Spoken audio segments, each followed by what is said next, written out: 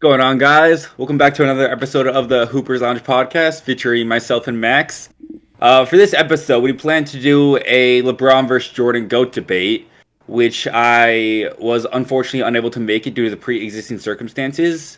However, with the shocking big Damian Lillard trade that happened yesterday, we had to record a little emergency segment to fit that in, talk about it, share our opinions, because this really has changed the league. And as a Bucks fan, I cannot be happier.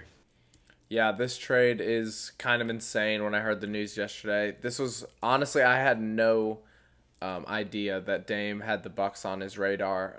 I knew he was going to the Eastern Conference, but the Bucks were one of the last teams I expected him to go to, and this is a total game changer. There are also some other pieces that moved around which shocked me, which we'll get into when we get into the details of the trade. But yeah, overall, a landscaping change for the NBA. And Dame and Giannis, top three duo in the Oh, NBA, I probably. cannot wait to see that duo. The Dame Giannis pick and roll is going to be disgusting. Yeah, everything that Dame can't do, Giannis does, and everything Giannis can't do, Dame does. So it'll be exciting to watch. Exactly. I feel like they are very, very good fit together. Everyone's talking about the pairing of like the dream pairing of Curry and Giannis. I've heard that mentioned a lot. I feel like Dame is just as good of a fit. Yeah, I mean Dame is just a notch below Steph, but he's basically the same player. So, yeah, I think it's great for the Bucks. I know they gave up a little bit to get him, but when you can get a guy like Dame, especially for a team that has disappointed the last couple seasons in the playoffs, this is the move that they needed to keep the fans involved and the roster, showing that we're still competing for a championship. Speaking of what the Bucks gave up, let's get into the actual details of the trade, which I have pulled up right here. So the Bucks acquired Damian Lillard from the Trailblazers. This was a three-team trade, also involving the Phoenix Suns. The Trailblazers receive Drew Holiday and the 2029 first-round pick from the Bucks, as well as two pick swaps. They also received DeAndre Ayton from the Phoenix Suns and Toumani Camara, who the Suns drafted in the second round of this year's draft. The Suns got a lot of depth pieces. They added Yusuf Nurkic, Grayson Allen, Nasir Little, and Keon Johnson. And so now that the official details are revealed, Max, give me one big winner, one big loser. Well, obviously the big winner for me is Dame. This is the first time in his career where this is the best team he's played on in his career. Absolutely. And this is the best chance he'll ever have in his career, probably, to win an NBA championship. So I'm going to say him as my big winner. My big loser is unfortunately Drew Holiday. I'm sure many of you have seen the tweet or the Instagram post that came out about how he said he wanted to retire as a Buck, and then days later he was shipped. So that's unfortunate. However, I don't imagine he will be in Portland very long. I've heard they're trying to flip him and trade him to a contending team. One team that I think would be a great fit for Holiday is the Sixers. I think they could use him in that backcourt. And that's another contending team that would be great for Drew Holiday to go to. So I would not be surprised if Holiday does not play a single game on the Blazers. Yeah, I agree. Holiday's a veteran, one of the best two-way guards in the league who can realistically help any contending team. I've seen reports that linked him to the 76ers, so if he could end up there and end up pairing with Embiid, which, yeah, it would be a great duo. But yeah, Drew, after what he said about wanting to remain in Milwaukee the rest of his career, then being traded the next day, he definitely is the big loser in this trade. And I would have rather seen the Bucks get rid of Middleton than Drew. I feel like Drew was our second best player throughout most of last season and in the playoff run. Middleton he was coming back from injury, but it was very inconsistent, and he's also getting up there in age. But I also think the team just fits better as a whole, keeping Middleton because of his versatility as a wing player. Another team that I think won majorly that we're not talking about is the Suns. All offseason, we've been talking about how the Bradley Beal trade has sapped all of their depth and how they have no bench players. Well, they just got a lot of good bench players, and they didn't really have to give up much for it. They gave up Ayton, who was a player who's been unhappy. His tenure in Phoenix he's been unhappy the entire time. And Yusuf Nurkic is a very competent center who can get you a double-double nearly every game. He doesn't need to touch the ball that often with the three superstar scorers that they have on the team. Getting Grayson Allen, a great shooter off the bench, and Sear Little, a young, intriguing prospect, and Keon Johnson, another young, intriguing prospect. I think the Suns they might be the overall winners of this trade, if we're being real. Just in terms of how they shaped the roster around their stars, they didn't really have to give up much, nothing that they really needed, and they improved a lot. Yeah, I agree. I was just about to say the same thing, that the Suns are definitely a winner in this trade. In my opinion, I think Nurkic is as good as Ayton, if not a little bit better, and especially in that role as the passing big man, as opposed to the guy who I needs don't know to about that score. take. Nurkic is an underrated passer. N- n- He fits the Suns system very well. He's exactly what they need. Ayton needs the ball. He needs to score. But with the three scores, they don't need that. So I'm saying that Nurkic is a better fit for the Suns than Ayton Yeah, I is. agree with the fact that he's a better fit. I thought you were saying that Nurkic is a better player than Ayton. No, but I think it is close. I do. I Okay. don't think it's that far It is off. close. I do think Um, it's close, but Ayton offers a lot more defensive versatility than Nurkic I does. agree. I agree with When I that. think He's of a Yusuf much better Nurkic, I defender. just remember LeBron's nuts being jammed in his face. That's the only thing. That's my only recollection of him. Whoa. Pause. Anyway, It was a Nurkic. nasty Yeah, poster dunk. it It's all I'm was remembering. Nurkic. Nurkic is a great fit for the Suns. I think this will also revitalize his career. He should be more motivated to play with the guys around him now as the starting center. And Grayson Allen, sneaky good pickup for the Suns. Hmm. I think he'll be a great bench piece for them. And yeah, this helps my prediction of Phoenix winning the NBA championship this year. This trade definitely helps them. And they are a winner of this trade. It'll be interesting to see where Portland goes from here, but they're in full rebuild now. So Well, my prediction of Milwaukee winning the championship also got a lot better. I'm liking that take even more. And we barely even touched on that aspect of this. I mean, this was such a chaotic trade, and not just for Dame. Like there were a lot of other core pieces in the NBA being moved around, which is why it was such a blockbuster trade. One of the biggest trades we've seen in quite some time. Um, with that being said, with Dame joining the Bucks and joining the likes of Giannis and Chris Middleton, this puts the Bucks as the championship favorites. oh, I don't know. I'm gonna say no, just because we haven't seen them play together yet. I'm a big believer in I have to see it to believe it. I've seen Jason Tatum and Jaylen Brown play fantastic together. I've seen KD and Devin Booker play fantastic together. I've seen Jokic and Murray play fantastic together. I need, 20, 30 games of Dame and Giannis. I need to see how they mesh before I can call them, best duo, best team, championship favorites. I agree. I Okay. would not be surprised at all if they win the championship this year. They are that good, and Giannis has proved that he can win a championship before. But I just need to see it before I can say they're better than these other duos that are at the top of the NBA right now. That's a good take. I mean, on paper, Dame and Giannis seems like a dream pairing, but we've also seen a lot of other dream pairings on paper that haven't exactly worked out as we thought it would.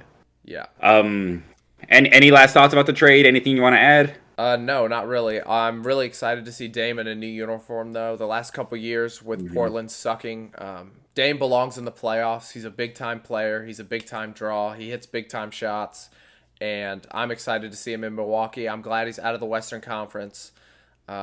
He's haunted the Warriors for years, and yeah, go. I'm a huge Damian Lillard fan, so I'm happy for him. And yeah, that's about all I have to say about the trade. I am also thrilled to see Dame in another uniform, specifically that Milwaukee green. I think he's going to look great, and I will most definitely be getting a Damian Lillard jersey before the season is over. Yeah, you definitely should. Um, Absolutely. That'll end our segment on the Damian Lillard trade. With that being said, we're gonna cut over to the LeBron versus Jordan debate. We hope you guys enjoy the rest of the episode. Leave a Yeah. like, subscribe if you enjoyed, and comment your thoughts about the Dame trade. Yeah, thank you guys. See ya. See you guys next Thursday. Peace. Welcome back, guys, to another episode of the Hoopers Lounge. And today's a very special episode because for the first time in this podcast's history, we have a guest, Reese, a buddy of mine that I go to school with here at Clemson, has joined the show tonight, and I'm so happy he's here. Reese, just give us a little bit about yourself. Yeah, thanks for having me on. This is pretty cool. It's definitely a first for myself too. Yeah, I work with Max, and that kind of led with us learning we both really like basketball. We've played with and against each other quite a bit, and it was pretty cool. I follow along to the podcast. I think I've been a fan since the first episode. I comment my thoughts on it, and then it kind of came up one day at work. Just we got into a little debate, and we said, save it for the podcast. So here we are.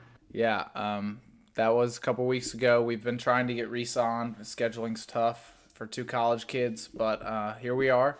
And today we will be debating one of the more popular sports debates in the past decade, I would say, and that is who is the NBA GOAT, Michael Jordan or LeBron James. I will be representing the GOAT, Michael Jordan. He will be representing the second best player of all time, LeBron James. And since Reese, you are the guest, I'm going to let you go first. All right. Well, I want to start off with baseball. Um, so, just I'm gonna throw. You said earlier, you weren't too big of a fan of baseball, but I just want to see who do you think is the best home run hitter of all time? Hank Aaron. I don't know. You think Hank Aaron? Yeah. Well, see, the common answer for that is usually people say Barry Bonds. Right. Yeah. Um, Yeah. you can argue Hank Aaron. You can argue Barry Bonds. It's a pretty wide consensus that Barry Bonds is the best, just because he has the most home runs. Right. Mm-hmm. In my opinion, I think that goes great with saying, how can you not call LeBron the greatest scorer ever when he has thousands and thousands more points than Michael Jordan? Okay. In response to that quick little nugget, there's a lot more to basketball than just scoring. It's a 94-foot court. And in my opinion, I have viewed LeBron James, especially in his later career, to be a soft defender. Every once in a while, you'll see a highlight reel block because he's athletic as shit. But at an all-around defensive game, I feel like LeBron James doesn't show that much effort, and that's something that I knock against him, comparing him to Jordan. His defensive capabilities, in my opinion, were much better than LeBron's. To your point, he is the greatest scorer of all time, though. He has the most points all time. But Michael Jordan, I feel like he did it more on both ends of the court. So, yeah, that's my first rebuttal. And then I'll go to my first point. Obviously, this is what everyone goes to, and that's the 6-0 record in the finals. But I want to take a different spin on that. While he is 6-0, I just want to name some of the players that he beat in the finals. Magic Johnson, Kareem Abdul-Jabbar, Clyde Drexler, Charles Barkley, Karl Malone, John Stockton, and he also beat the Supersonics. I have no idea who was on that team, but he beat the Supersonics. In those six finals, not one series went to a game seven. Not one series went to a game seven. And obviously, LeBron's greatest finals win, in my opinion, would probably be the 3-1 comeback against the Warriors, where he needed 7 games to beat the Warriors. In six Mhm. finals, Michael Jordan did not need a single game seven against any of those spectacular Hall of Fame caliber players that I just listed. What do you think about him having other top 75 players on his roster as well? I mean, it definitely wasn't a one-man show. Michael Jordan? Well, the same could be said about Yeah, LeBron, can it not? yeah, exactly. So I have two things I want to say. Going back to the points you made earlier, um, the first thing I want to say is yes, scoring is not the only thing in basketball. You're right. It's there's a lot more that goes on. It's not just hitting bombs like you were talking about with Barry Bonds. But you're right, 94-foot court. So I also want to ask you whose name also comes up in top 10 of rebounds and assists. And we're talking about great players. If you say there's more to it than just scoring, I mean, you see a guy who's averaged 7 and 7 for the last 20 years. We're numb to it, but we don't know what we're watching right now. And I think if LeBron had come first, I think there wouldn't even be a debate. The next thing I want to say is Michael Jordan only played against 9 Hall of Famers in his finals. LeBron's played against 30. Now that's also saying multiple times against, which I guess you could add a few for playing against, Karl Malone twice, John Yeah. Stockton twice. LeBron's played against 30. Some teams with 4 of them. I mean, you look at the teams like Steph, Clay, KD, Draymond. So are you That's tough to counting? beat when. Are you counting those guys 4 times? Like, are you counting Steph, Clay, KD, Yes, and I Draymond am. 4 times? Okay, Yeah, all right. I just wanted to clear that yeah. up. Okay. Mhm. No, not 30 different. Yeah. There's been Hall of 30 Fame. instances where they've Yes. been Okay. across from him. Got Yeah. it. Got it. Okay. Yeah, and I just want to talk about same thing, like team impact, kind of like what they meant to their teams in terms of greatness. When Jordan retired first, uh, the team dropped from 57 wins all the way down to 55. That's what, and then they still made it to the conference finals. That is what Jordan's Bulls did without him. When LeBron left the Cavs the first time, they won 91 games combined in the next 3 years. Their record switched. They went from 66-16 to 16-66, just because one dude left. His last year in Cleveland, which set the franchise record for wins, they won 66 games. Can you guess who the next 3 highest scorers on that team were? No, probably It don't. was Delonte West, Anderson Varejao, and Zydrunas Ilgauskas. 3 borderline role players. There's the effect that he has on teammates that Jordan didn't have, and that's what I think makes him the greatest. You see when Larry Bird said that in that great interview where they were going to sign somebody, and he said, "There's no shot I'm paying this dude any money. LeBron does more than you think." I mean, look at Timothy Mozgov. He got $80 million from the Lakers, and what did he do? Average 4 points and 3 rebounds for him.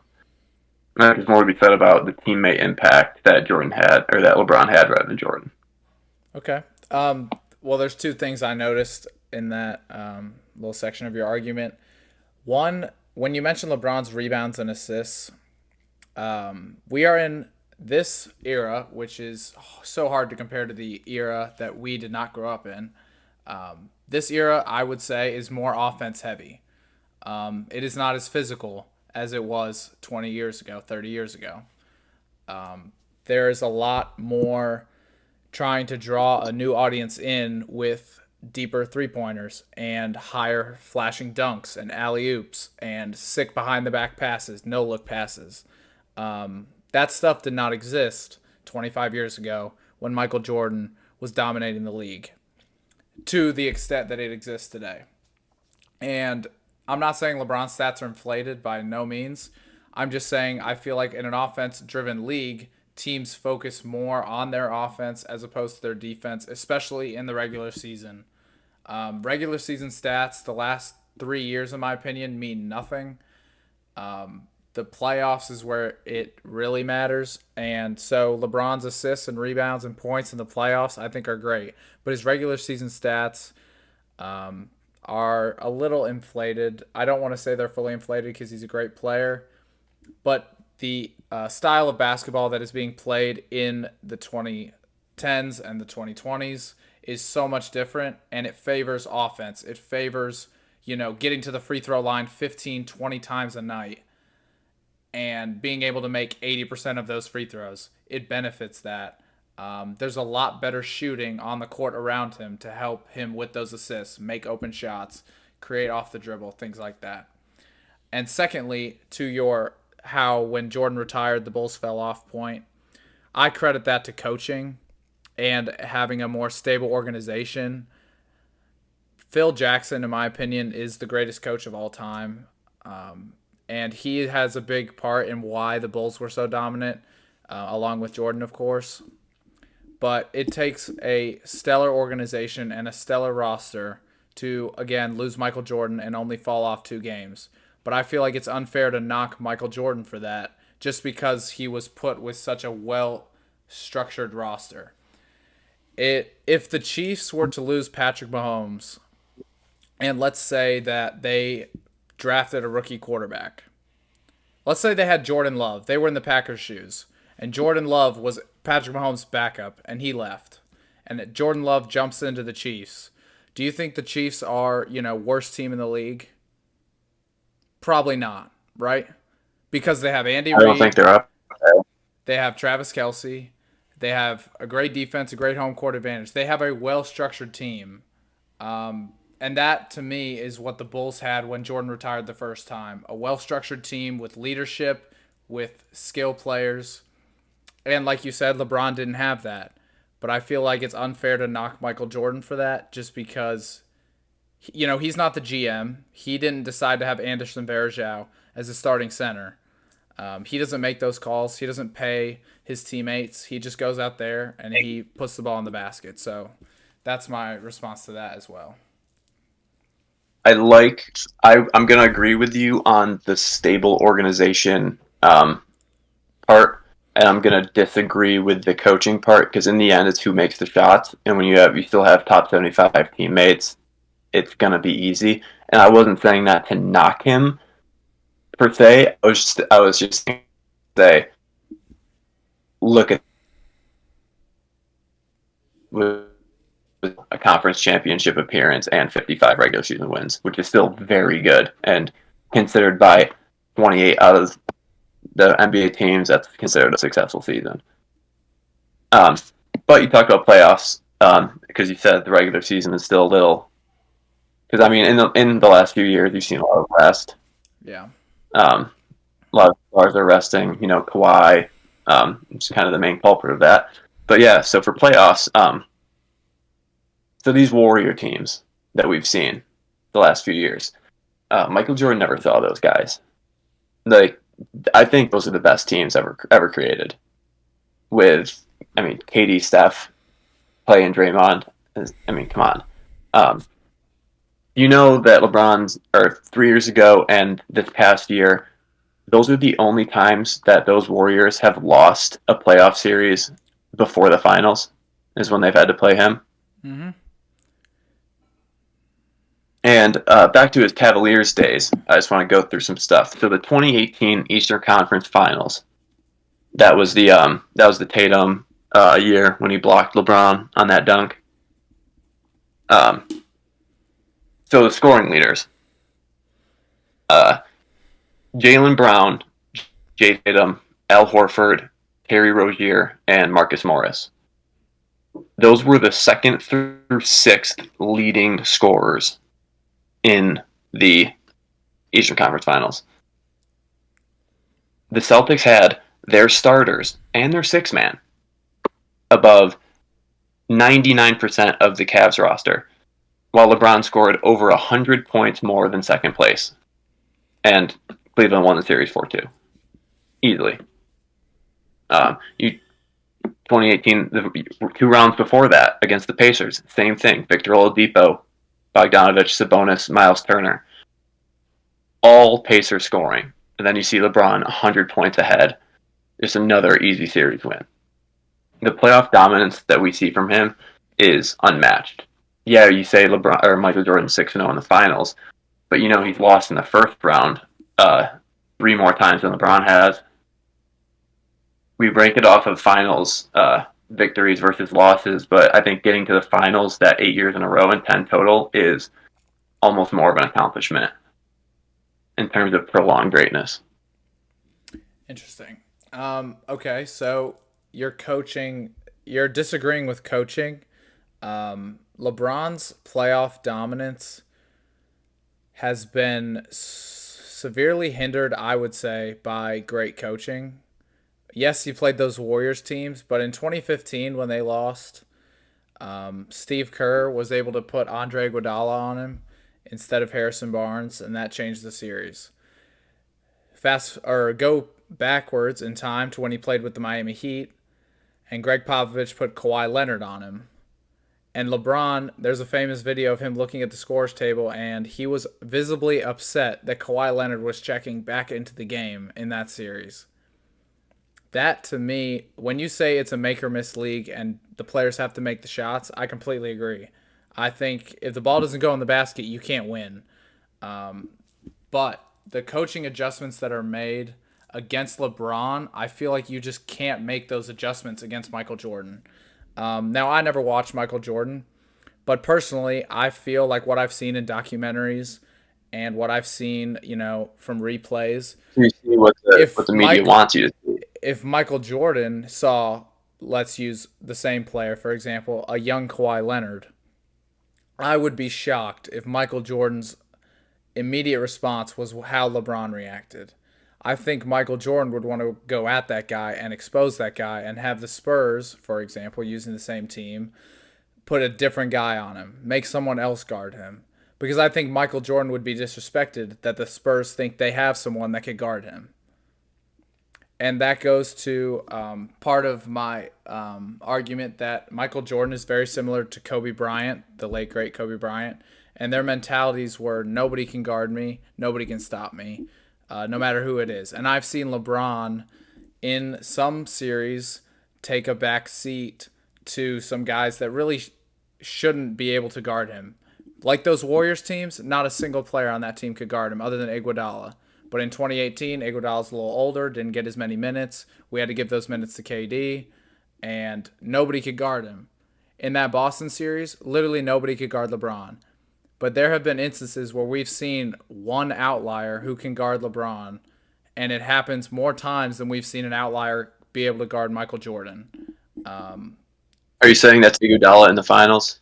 The 2015, the year he won Finals MVP. I'm saying Okay, it's him can and Kawhi Leonard in the Spurs series as well. I want to add something to that. So you said they obviously Steve Kerr put that was the year of the unanimous MVP. You know, the entrance of the Splash Bros. You know, that was the year for them. They were unstoppable. So Andre Iguodala won Finals MVP that year. He did. Because of the defense that he put on LeBron James. That's correct. He won Finals MVP for holding LeBron to 36, 14, and 9 a game. Held him to that. I don't think that is necessarily considered holding someone. I think that's just the greatest player of all time, still averaging almost a 40-point triple-double in the finals, and someone getting applauded for that. That is beyond me. That should show you how much the media thinks this man has an impact on playoff series. This man won one of the most coveted awards, other than obviously the championship, for holding this man to 40 points a game. I don't see how that can be... obviously, it can be considered a accomplishment because it's a great award to win, all the power to him. But if you look at the stats, LeBron still dominated. What are you going to say? If Iguodala didn't cover him, he averages 45 a game, 50? If LeBron James had to average 40 points to lose in 6 games, how is he the greatest player of all time? Kyrie and Kevin Love were hurt. Okay. He had nobody. What about... That's that classic graphic you see where it's those big three in Golden State against him, and then it's Tristan Thompson and Kyle Korver, who were both either 10-point a game scorers or old. Okay. Against Boston, he had nobody, and he found a way to win. So the points you're making about LeBron not having anybody and using that for him and then not being able to use it against him, I don't know. It's like you're hitting a wall. In my opinion, he's hitting a wall where you're using 1 point to beef up LeBron, and then when I use it against LeBron, you're saying that doesn't count. Does that make sense? I'm more saying that he always delivers, and situationally he's played against teams that have perennial players. I mean, I know Jordan did too, but Jordan always had Pippen, who always played his game. And he always had shooters, and he always, no one was ever hurt, no one's ever out. He always had his supporting cast. And it benefited him in the fact that he could do his thing and not have to worry about pulling 100% of the weight. He still got his, trust me on that, but I think when it comes down to that, it's important that you take into account who's in and who's out, because it did hurt LeBron more than it helped him during those few years after the 2016 finals win. Okay. I'll give you the 2015 with the injuries. I'll give you that. But to say LeBron always delivered, I think that's a stretch. And I'm going to go to his Heat run there is no excuse for that Miami Heat team to have lost to Dirk Nowitzki and the Mavericks. Absolutely no excuse. They were the better team on paper, and in my opinion, they were the better team on the court.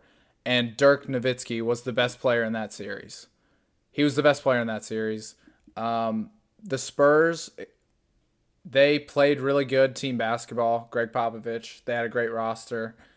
LeBron should not have lost to them either, in my opinion, if he was the greatest of all time. I get those great Warriors teams that he just literally couldn't stand up against by himself.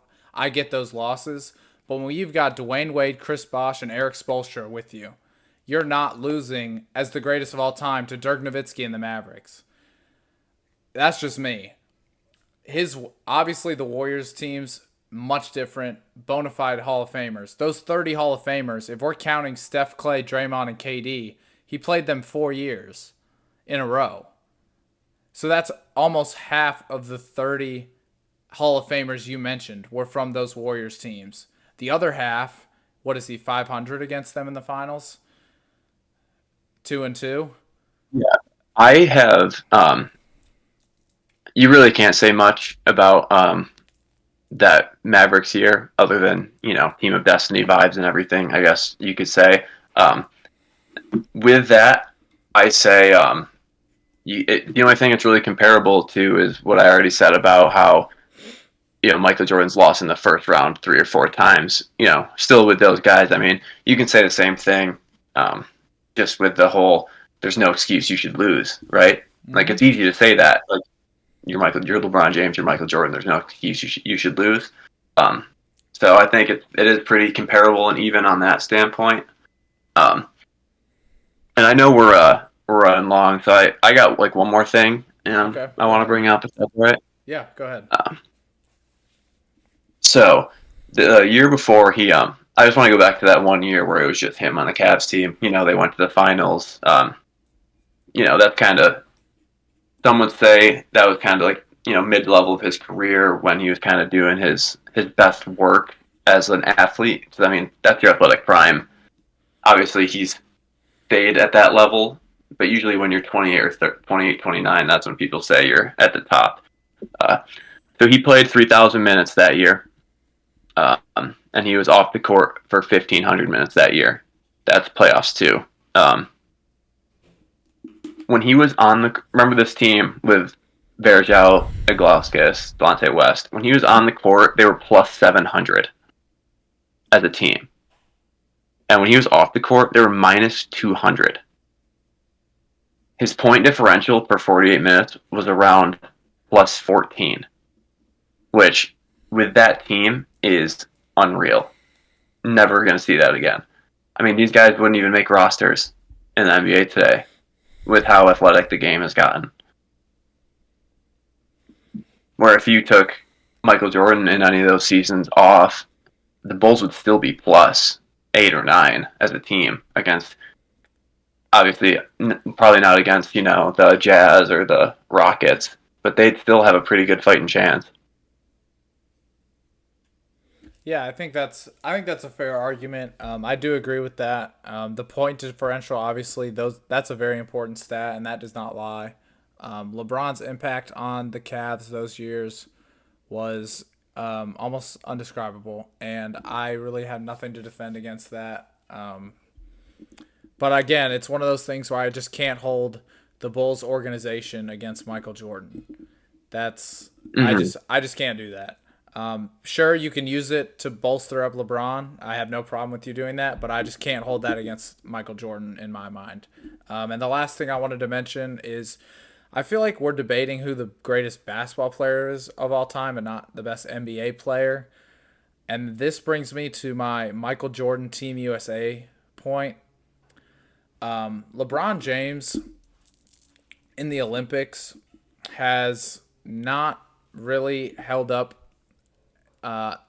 There's a documentary on Netflix called The Redeem Team that I watched a couple weeks ago. I've seen it. Kobe Bryant and that team that really disappointed throughout the first half of that documentary. And they tried to live up to the Dream Team. They tried to live up to Michael and Magic. And, I mean, I can't even compare the talent of the two teams because It's an all-star roster on steroids. I mean, they're both awesome. Yeah. But one was internationally dominant, and the other one, took a little bit longer to get its footing. And that's another thing that I feel like nobody mentions that about Michael Jordan and LeBron is they both played in the Olympics. They both played for Team USA. And I feel like Michael Jordan had a little bit more success in the international basketball as well, not just in the NBA. And that's a point that I've never heard anyone bring that up when they talk about Jordan or LeBron. It's always, rings or all-time leading scorer, longevity, defense, whatever. But nobody brings up the Team USA, and I just wanted to throw that out there as my last point. Yeah, that's definitely something that you don't hear a lot. Because, I mean, let's be real. When you live, in the United States, you just care about the NBA Finals. I don't really have a defense to that. I've seen the Dream Team documentary, and I've seen the Redeem Team one. I have one counterpoint to it. I want to the only thing I would say is, in 1992, who did you have to worry about? Tony Kukoc? Yeah. I think that makes it a tougher argument as you get into more recent years, because you fast forward to 2008 and you have the Gasols, you have Tony Parker, you have Ginobili, you have like superstars in the NBA that are now playing against you. And I think that it's just a different era conversation. It all comes back to that and I bet you could put together a team right now, like they're trying to do, and I bet they will still have trouble because they're going to have to play against people like Luka and Giannis. There's going to be, with the growing popularity of basketball on an international stage in the last 30 years, I think that plays a huge difference. That's a great counterpoint. The international competition has definitely increased over time. And, anything else you want to add? Final notes for the debate? No, that's all right. I mean, I wanted to go more statistically. We talked a lot. I like how we talked some of the more stats that you don't really talk about. The point differential, win-loss. It's all important stuff. But, yeah, it was good. And at the end of the day, we are debating between, I think everyone knows, the two greatest players of all time. So it's hard to pick one, but everybody has to in this debate, and that's what makes sports so much fun. Everybody has their own opinions, and it's awesome that we get to share them here on this podcast. So before I let Reese go, we're going to finish this episode up with a 5-person blind ranking of current NBA players. Are you ready? Yeah, let's do it. All right. Number 1, Kevin Durant. Current as of right now or career-wise? We'll go like you're saying. We'll go current as of right now. We'll go current as of right now. How bad I would want to have this guy on my team? Sure. Yeah, let's do that. Because obviously, if you're talking total career, he's probably going to be 2, just in case you say LeBron or Steph. Yeah.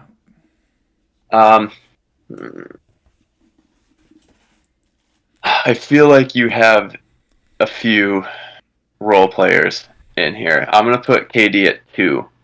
Okay.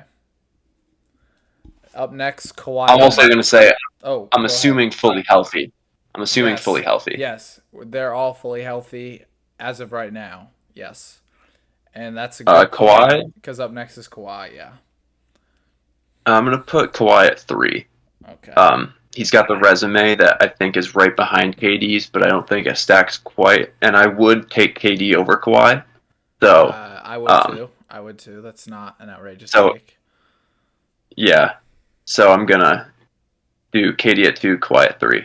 All right. Up next, Ja Morant. I'm going to put Ja Morant at 5. I'm going to put him at 4. Because I think you're saving someone good for number 1. And am I? I would still take KD or fully healthy Kawhi. I mean, Kawhi's just that guy where if you see him come back and he's healthy, like, he just makes every shot. Yeah, he does. And same thing with KD. Like, you look at KD and he'll be like, at the end of the first quarter, he's like 7 for 9 with like 16 points. Yeah. All right, up next. And I don't want to worry about the legal issues. Yeah, true. Next, we have Jalen Brunson. I mean, I have to put Jalen Brunson at 5. That's, man. I mean, I love him. He's turned it on. I think he's been playing really well. I think he's a good fit there right now. Yeah. He scores a lot. I mean, Yeah, those Villanova guys, they can play. Yeah, the Villanova Knicks are reuniting this season. And last but not least, slotting into Reese's number 1 spot, the beard, James Harden. Yeah, that's horrible. That's awful. I figured Jalen Brunson was the low one. It's the blind ranking is harder than you think. It is I was harder hoping than you were you just going think. to trap me the other way. No. Again, blind rankings are meant to be hard. That makes them interesting though, and I remember a couple of my first ones I did terrible, like brutally bad. So, yeah. Yeah. I think also 5 is tough. I think a blind ranking works better when you got more room. Yeah, we did. Honestly, We used to do 10, but I feel like 5 is how it's traditionally done. We did 10, and we feel like that's just too many slots. I wish we could do. We should probably do like 8. I feel like we should do 8 and rank 8. yeah. Honestly, with my list, I think I would just move James Harden to 4 and just bump those 3 up 1. Yeah, that's. I would still rather have Harden over Jalen Brunson. I agree with that. You could argue Brunson and Harden, but yeah, I agree. The top 3 are KD, Kawhi, and Ja in that order. I would agree with that as well. Yeah, so that concludes a very special episode of the Hoopers Lounge. I want to thank Reese again for taking his time and coming on the podcast, coming prepared, coming, ready to debate about why LeBron is the second greatest player of all time. I appreciate him taking his time doing that, and we will see you guys in the next episode. Let us know if you want to see Reese in future episodes. Yeah. Peace out, guys. Thank you, Max. Yeah, no problem.